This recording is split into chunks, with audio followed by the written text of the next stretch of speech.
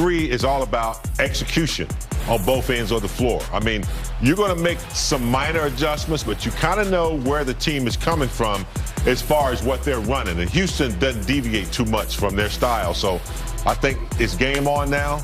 Look at what you did great in game 2 and continue to smash. Interesting, the psyche of it all, Karan. Think about it. Houston would be elated usually. 1-1, we won 1 at Staples. Let's go to Houston for 2. We're going to, but now everyone's just playing on the same court. Yeah, it really is. It's interesting because, as Big Game said, you know, your sense of urgency and your disposition has to be right, but percentages always favor the team that win that third game. You know, so if you go up 2-1 in the best of 7, that game 3 is paramount. So you're going to get everyone's best effort.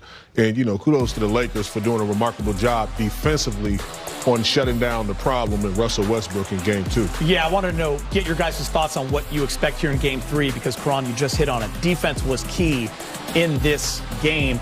Outside of the third quarter, the Lakers were pretty dominant defensively, showing all kinds of different looks, zones, traps, getting the ball out of Harden's hands, kind of figured out the puzzle a little bit. Well, I think you got to muck it up because you can't give a traditional look to non-traditional players offensively. When you look at James Harden going downhill, Russell Westbrook, I love the fact that they baited him into taking the jump shot because they took away the drive. That's a strong suit. But then on the perimeter, when he was trying to get to the drive and get the going downhill, it was always a body. It was activity. They met him at the rim. They sent multiple bodies at him. The rotation was good.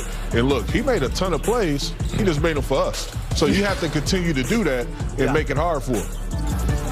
Yeah. Multiple defensive looks creates more thinking. You got to think about what to do now as opposed to just playing your game, doing your thing, with the exception of that third quarter where they got hot.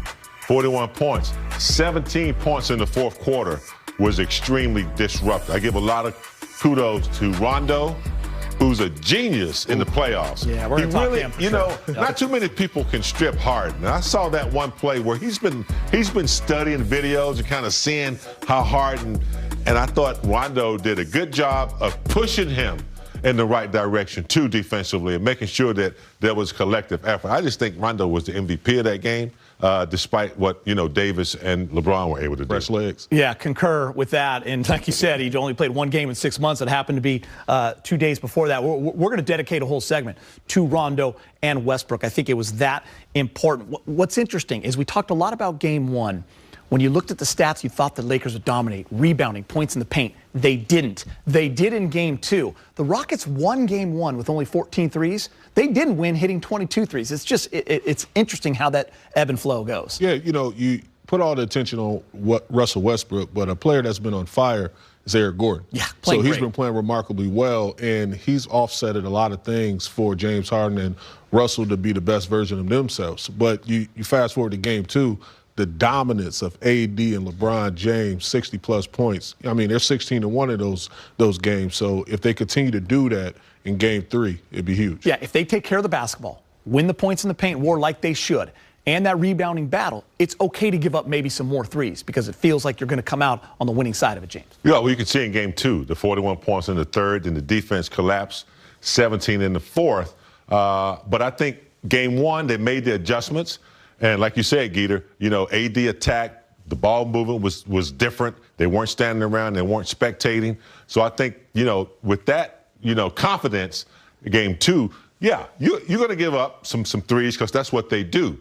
But for the most part in game 1, they played right into Houston's hand. Houston spread that floor. They made the bigs go out to the 3 and defend. And then when the ball goes up, it's a foot race, you know, to that rebound. And Tucker's going to win that every time. So they played an unorthodox style, took out the bigs. I think game 2, they made the right adjustments. People panicking about that third quarter. Let me fill you in on something. When the Rockets, who are very capable, go 8 of 9 from 3, they're back in the ball game. Don't matter who they're playing, right? It's just that's basketball. Don't panic, though, because they'll give you up. You know, just like they score 40-plus points in the third quarter, they'll give you 40-plus points. That's why I was very impressed with how the Lakers just got to get Karan on the patient game. Patient panic game? Yeah, we're going to have to play that with him next time. Right now, for more on tonight's matchup, let's check in with the Lakers reporter, Mike Trudell. He's standing by with the latest. Mike, what is going on, my friend?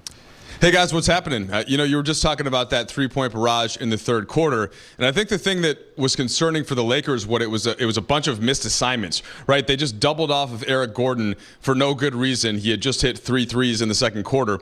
They double off him. He gets 2 wide open looks. Then they don't check PJ Tucker in transition, and that's what got everything going. So a lot of areas that they can just simply improve on by doing the right thing according to the game plan, and that's something they spent some time in the film room on. Now, one injury note that's going to lead into Frank Vogel here. Danuel House, I shouldn't say injury note, it's a personal note, in fact. Danuel House Jr. is going to be out for this game due to personal reasons. Now, Mike D'Antoni said it was not due to COVID-19, didn't want to elaborate further. We certainly hope that all is well with Danuel House and everything like that. But from a game standpoint, that's a player that they're going to miss. He played 27 minutes off the bench, really good two-way wing. So I started with Frank Vogel a couple minutes ago asking how that might impact the way that they look ahead at this Game 3.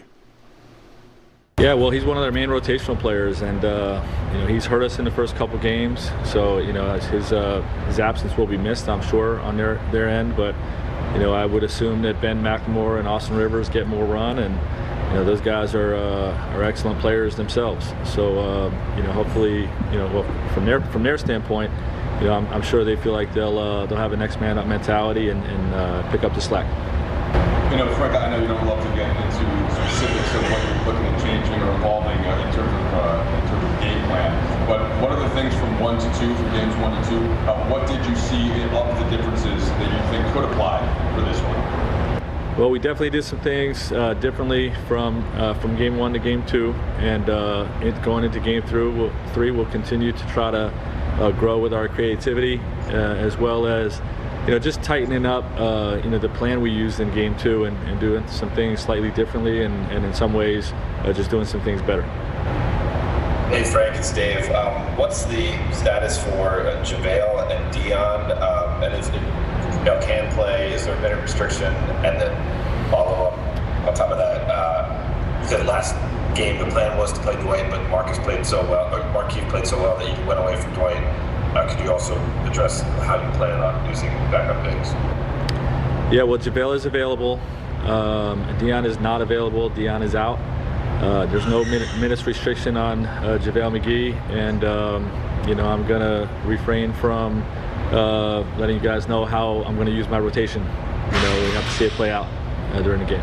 All right, so Frank Vogel still keeping things close to the vest there. Would be surprised if JaVale didn't start, just given the fact that he's available, and that's what they have gone with. And those lineups have worked just fine, Geeter. But again, the most interesting thing to me is how they can shore up a few of those little rotation things to make sure they're not giving up shots to the wrong guys. That's an easy fix that they can make with a little bit more discipline. Houston's going to play the way they play, right? They're not going to necessarily make a bunch of adjustments. So you could think there that the Lakers get a little bit better every game. Mike, I love that he keeps it close to the vest with the entire media. You just keep getting those texts from him and sharing them with me. I appreciate that. All right, guys. All right. See you later, Geeter. All right, Mike. Our projected starting lineups for game number 3 sounds like the Lakers, most likely, they're going with this, right? JaVale, Anthony Davis, Danny Green, KCP, LeBron James. Rockets, going to go with those 5. No need to make any changes yet. We shall see. Interesting. Play more ahead here on Access Sportsnet Lakers as we look inside the bubble. Markieff Morris brought the energy in Game 2. 4 triples in the first quarter on his way to 16 points. Will Keefe and the Lakers bench dominate again in Game 3 as they did in Game 2? That's the question.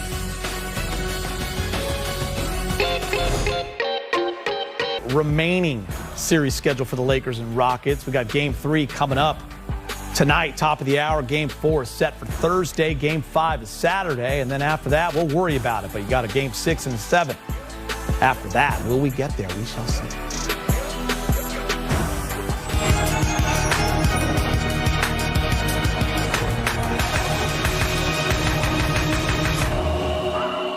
Time now for Brez's three-point play. 3 things you're thinking about, you're looking at. Oh, yeah. Michael Bresnahan. The first one is all defensive teams came out. Yeah, some Thoughts? breaking news just happened a couple hours ago. And AD, indeed, first team all defense. No real surprise there. The first Laker to make first team on the defensive side since Kobe in 2011. There you are, some numbers there. 4th time for AD. Gobert, by the way, 4 years in a row on that first team. Marcus Smart, 2 years in a row. And Ben Simmons, nice little leap for him, kind of dislodging Patrick Beverley and a couple of the pretty good defensive guards to be the first, to make it the first time he is all defense. LeBron and Avery Bradley got some votes for the Lakers, but not first or second team for either of those guys. And Geet, if I may, I'm still a little irritated how AD got only 14 first place votes. Safe place. Are we in the trust tree? We're in the Yes. Okay, 100 journalists voted on the Defensive Player of the Year award a few weeks ago. AD got 14 first place votes. I don't quite see how that happened. I've been meaning to talk to you about it for a while. I'm sorry it's coming out on air, but here we are. No, I mean, I feel the same way as you. I always think of the head-to-head and the way I saw him play against Gobert and the way he played against Giannis. Listen, Giannis is having a phenomenal season, MVP-type season. Not going to take anything away from him, but I did expect AD and Giannis to have a much closer race. Way closer. 14 votes surprised me. Avery Bradley getting 1 for the second team. Yeah. Huge surprise as well. I'm with you. But at least AD and Giannis, both first team, all defense, so AD does have that. And maybe it'll be a little motivation for him going forward that he was that far behind in the DPOY voting. I don't have any complaints for that first team. Those are all 5 great defenders. So game 2. Russ. Yeah. They dare him to shoot. Yeah. Didn't deliver. Rondo. Dare him to shoot. He delivers. He did pretty well. Yeah. It's kind of a we dare you for both those teams. I mean, definitely nothing new for Rondo. A team kind of sagging off him, hoping he shoots a 3-ball. That wasn't working for him the other night, but he did some pretty good things. He did finish with 10 points and 9 assists, plus 28 in the plus-minus. That is crazy, Geet. But Rondo has been seeing this for years now, and not a huge surprise for him. This was kind of surprising. Lakers kind of laying off Russell Westbrook a little bit. Not quite daring him, but kind of sort of daring him as well to shoot that 3. He was 1 for 7 behind the arc the other night. That was not pretty right there, kind of ugly. And by the way, he was 26% behind the arc during the regular season. It's kind of a good strategy by the Lakers. See how it goes. Most 3-point attempts for him this season since Christmas. Yeah, that was a lot. And only his, 4th game back from that quad injury that sidelined him a couple weeks. Might have been pressing it a little too much the other day. It showed. You have to give up something, and that's what the Lakers were willing to give up. Smart move. It worked. LeBron was a little different in the fourth quarter. Game 2, is that what you're telling me? Yeah, that game went scoreless in the fourth quarter. Only the 3rd time ever for him in a playoff game. Not the case the other night in Game 2. Right away, 2 huge dunks in the first 2 minutes of that fourth quarter. There's a little double clutch right there for you. He'd also grab a little alley-oop dunk to make it happen. It played some pretty good D, too. That reminded me of you on the beach volleyball court right there, Geet. This shot swat to the stands. Yeah, he was solid. Kind of iced it a little bit right there. Yeah, 8 points in that fourth quarter.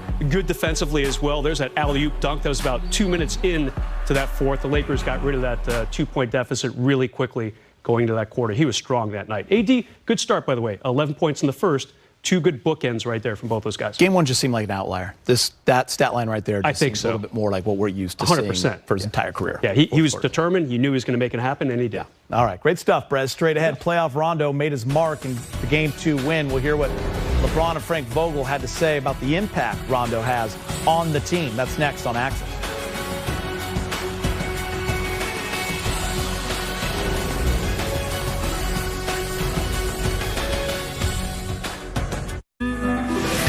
Mythical figure known as Playoff Rondo showed up and showed out in Game 2. His final line in 29 minutes, 10 points on 4 of 9 shooting, 9 assists, 5 steals, plus 28 in the plus-minus. Following Game 2, LeBron and Frank Vogel spoke about Rondo's impact.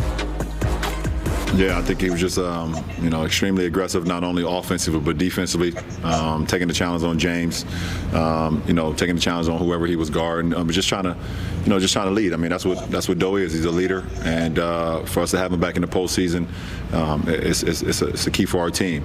And he comes in, he pushes the tempo, he gets guys involved, and that doesn't always show up in the stat sheet with Doe. The intangibles that he does offensively and defensively. His nose is always around the ball, and he just makes plays for us. And tonight was another example of that.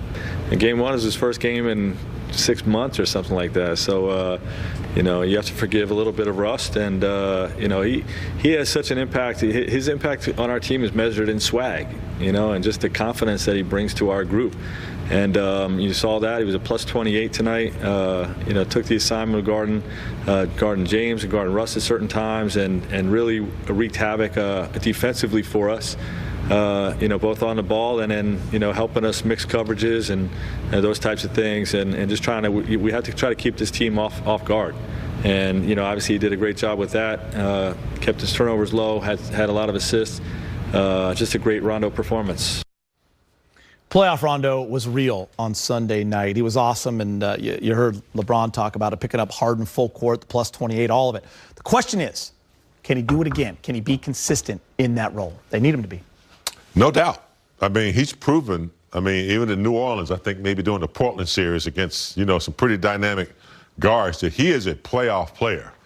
I get on him sometimes during the regular season because, I don't feel like he's all engaged, but I get it now. He's a playoff player. And what you get, Geeter, is something the Lakers don't have. I mean, LeBron, he's a great distributor, great, point guard, so to speak, big wing guard. This is a true point guard right here who understands the ratio. If it wasn't for Rondo, I'm not sure Morris would have got off like he did. Danny Green wouldn't have got a couple of good shots. He keeps his dribble alive. He finds coups. He's a smart basketball player. So when he's out there, not only does he, play well with his physical nature, but he's thinking the game out and he calms everybody down. We miss Avery Bradley, but people forgot about Rondo. He's a playoff player. I think he's so dialed in to the tendencies of his players as well as the opponents. Mm-hmm. So he does a remarkable job, like Big Game just touched on, understanding that, oh, wow, Kuz ran up the court 3-4 times, haven't touched the basketball. Let me get him a quality look. Morris as well. So having that floor general out there, one of the last in the league out there like that, is special. I want to ask you this, Karan and James. Frank Vogel mentioned it. Rondo's impact measured in swag and confidence, right? Maybe the average fan might not know what that means. How important is that in a locker room? Explain it. Man, listen, he just comes out with a winning edge to him. He feels like, what, we're better than everyone else, and he plays that way. He's not backing down from any defensive challenge, as you see him just stealing the ball and making it look effortless, coming down, throwing the no-look pass, and putting people in their chest positions. And I love the fact that he stands up to the challenges when you're talking about slowing a guy like James Harden down. Now, you're not going to stop him, but you're going to slow him down with a guy like Rondo because he pays attention to the tendencies. Yeah, you're not going to stop a guy like Harden, but when Harden knows someone is sticky, kind of sticking to him, when's the last time you seen Harden get stripped? Because I don't know this for sure, but I'm sure Rondo's the type of guy that looks at a lot of film, looks at his opponent, and he probably picked up on a certain move and he stuck his hand right in there. That's not by accident. This man knows the game.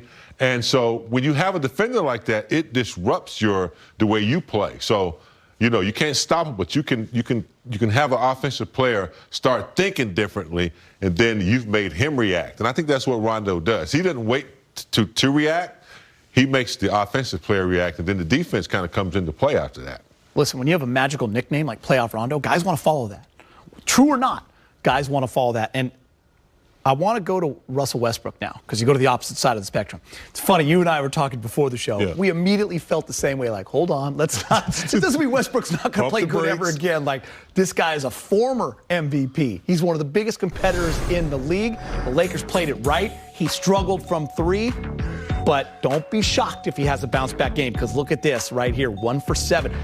He's 26% from three on the season. Karan, he just kept firing away. Geeter, as we're looking at these stats, you best believe Russ has looked at these stats as well. 7 turnovers. Look, he's like, you know what?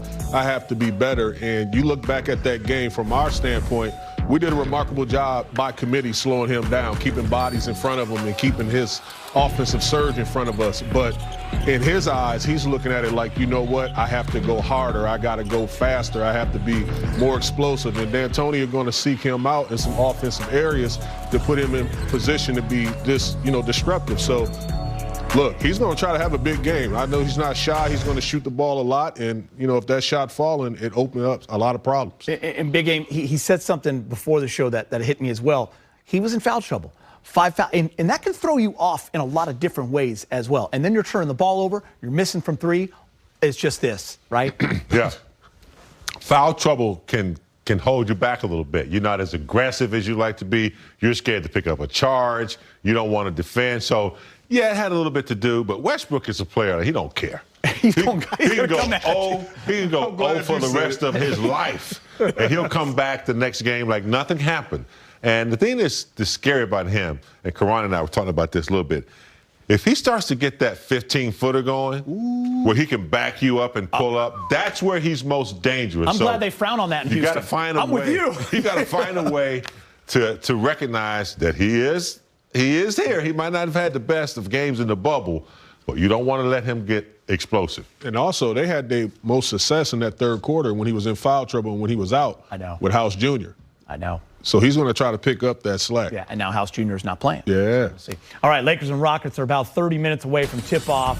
With Daniel House out tonight for the Rockets, Austin Rivers could see a bigger role in Game 3. He can be a streaky scorer. We're headed to break.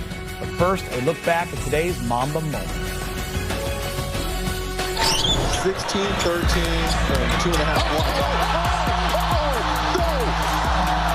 The Mamba still has venom in those veins. The Black Mamba strikes again.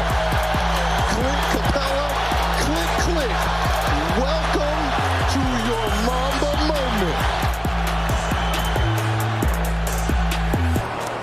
Superb play indeed. Lakers are now 16-1 when LeBron James and Anthony Davis combine for 60 points or more. When they play like that, the Lakers are a problem, period. They win, James. And that's what it's going to take for this team to win a championship. Yeah, you definitely need your two, dynamite players to do what they did in Game 2, especially AD, who was not as aggressive in Game 1. Let Tucker push him out of the post. Wasn't really meeting force with force. But in Game 2, right away, you saw that he attacked. He didn't wait to see what the defense was doing. And that's what you have to do. That's where it starts. And then you come in with your supply players, Rondo, Kuz, Barnes. It becomes contagious. When I used to see Kareem ready in the first quarter, when I saw him throwing those sky hooks right away, I got pumped up. It made me want to play. So when your top dogs are getting it done, it's contagious for the rest of the team. I think when AD comes out, because LeBron's going to be LeBron. He's going to facilitate. He's always in the moment. But when Anthony Davis is playing that aggressive, he's taking advantage of a mismatch every time because usually you got P.J. Tucker on him. To his credit, he's amazing defensively. But he can't guard Anthony Davis. Yeah. So now you got all that defense and that attention coming at AD. And now all the others, you talk about utility guys, they're just having open looks. Open looks. I was glad Perez brought up in his three-point play about LeBron in that fourth quarter because it was a story. I think we were all surprised. You were the one that pointed out to me. We were all sitting here that first night in Game 1 like, LeBron hasn't scored in the fourth quarter. We looked and he was 0 for 3. I was like, can you slap me? Did that really? Yeah. So I like that he brought it up because they changed the narrative quickly. Don't let that fester. Did they sense the urgency, you think? I think LeBron and AD? I think so, and I think LeBron did as well because you think about James Harden, Anthony Davis, LeBron James, Russell Westbrook on the court. And I know LeBron is probably the oldest out of all of them. Yeah. Now, I know he is, but he looked the youngest. When he came out, just the way he was moving around, his activity defensively, he was running the length of the floor, he was catching lobs. He gave him 5 times that big game. You rolling when you give 5 slaps. Yeah. You rolling. You know what I mean? Like your energy was. Yeah, he was feeling a little different about himself. Yeah, and especially after the third quarter, you forget that third quarter the Rockets had. I mean, Lakers are rolling. All of a sudden, the Rockets are leading going into the fourth, and LeBron and AD, that flip had to switch again. No doubt. I mean, when you have that competitive spirit like LeBron has had his whole career, man, that never leaves you. If you're healthy, you're going to have that on the court. He's in great shape. He knows he's the leader. And the thing is that, there's no advantage in that bubble. So you're talking about the sense of urgency. Yeah, it was a sense of urgency because, the Rockets will always have the advantage in that bubble. Obviously, they don't get to go home to their own court. But I think the sense of urgency was there in Game 2 for sure. James Harden, as we switch gears, he's so difficult to defend. It's hard to defend him without fouling. It's hard to officiate him if you're a referee. Vogel said it best, I think. You have to mix up your pitches with him. You have to throw him different looks. Trapping early, trapping late, getting the ball in his hands, getting the ball in hands early, all that stuff, right? Zone, that's part of it. Yeah, it's making them work, like wearing on them. Well, first of all, on the defensive end of the floor, not letting him, bail out. So when you saw Anthony Davis and he saw James Harden on him, he was trying to pound it in the paint or just be aggressive where he had to do something. So that takes your legs away from you. And then offensively, as you just touched on, they're throwing a lot of different looks at him, just trying to confuse him, make him think a little bit, rush some situations. And I thought they did a remarkable job. Yeah, I mean, sometimes they blitz him early, James, to get the ball out early in the shot clock. Sometimes they trap him late to get it out late. It's a really interesting game of chess you have to play. That was always the rule back in the day. If a scoring guard came off of a pick and roll, there was never a switch. It was a trap. You make him pick that ball up, don't let him split. You make him pick it up and get it to somebody else and then try to deny him. But I thought the looks were amazing. Sometimes they forced him to the side to the help. Sometimes they blitzed it, trapped. McGee came up a lot of times early, when he was about to make his move. So anytime you can make a scorer think and also run down the shot clock a little bit, take maybe 7 seconds for them to figure out what you're doing, that's good defense. I wouldn't be surprised if you see higher screens 3/4 of the court, to get, defense off of him. So he's going downhill at the 4 to 5 of the That's when he's unstoppable. Yes. That's when he's unstoppable. All right, speaking of James Harden, following yesterday's practice, he seemed to be happy about the Lakers' decision to use the zone defense against him. Yeah, of course. We're so good, man, that the team's got to throw in traps or throw in zones or whatnot. So we just got to do what we do. The zone or trap that kind of should gets us more excited because we're gonna have more shot opportunities. Guys that around near Russ are gonna have more shot opportunities, more opportunities to get going offensively, and that's what we want because offensively, me and Russ are able to get any shot we want to at any time. So, we watch film on the traps and the zones and things like that, ways that we can attack it, and tomorrow we'll be better at it. Waiting patiently to get into the show, Allie Clifton. Hi, Allie. How are you? Hello, I'm great. Great to have you. Lakers again will look to find ways to limit James Harden. Here we are, 1-1. The chess game continues, Allie.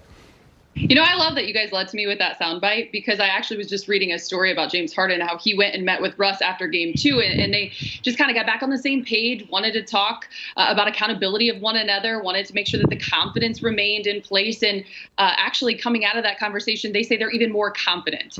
And it's kind of interesting because I felt the Lakers did such a great job. You guys just touched on it. If they're able to replicate what they did in game 2 against James Harden, they put themselves in a great position to win game 3. One insight that I thought Mark Jackson gave us during that telecast in game 2 was Rajon Rondo, when he was on the floor at the point of attack defensively, they're talking about mixing up coverages with James Harden. They would start in that zone, and then midway through that defensive possession, he would yell, man. And so I think it's an example of that unsteady diet that they're trying to throw at him. And again, 27 points, that's 7 below his average. You can live with that. There's a reason why he's a 2-time MVP. I guess he's not defending, but a 2-time MVP because he's that great on offense.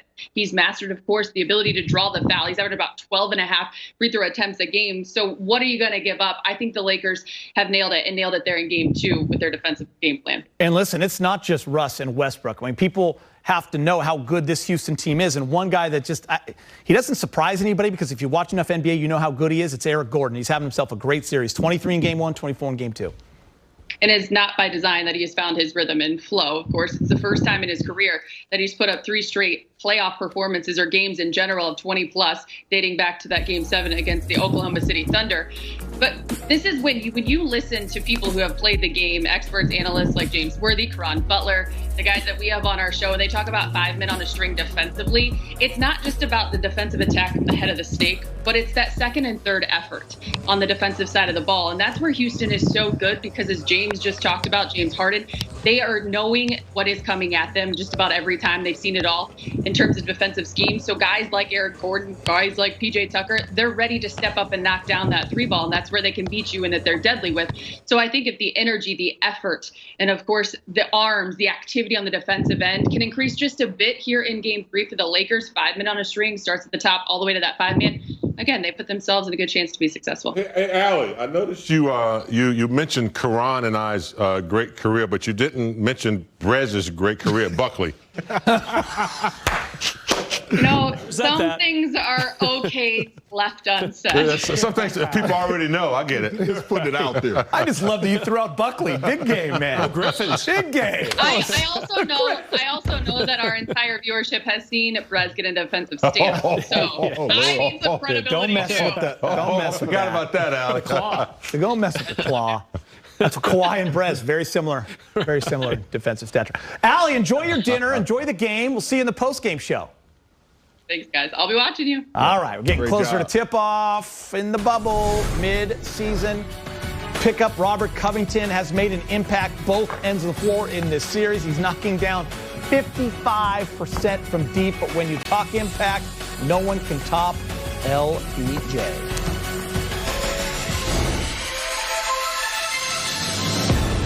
LeBron up the LeBron!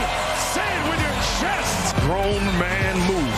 Wow, express yourself, LeBron. The edge of bail, we saw two. Westbrook on LeBron. LeBron ate it up at the rim. Wow, he got some bounce in those 35-year-old legs. A tour de force from LeBron at both ends. James back to Caruso, throws it up. Hammer time for LeBron James. You can't touch this. Okay. Access Sports at Lakers is brought to you by your Southern California Toyota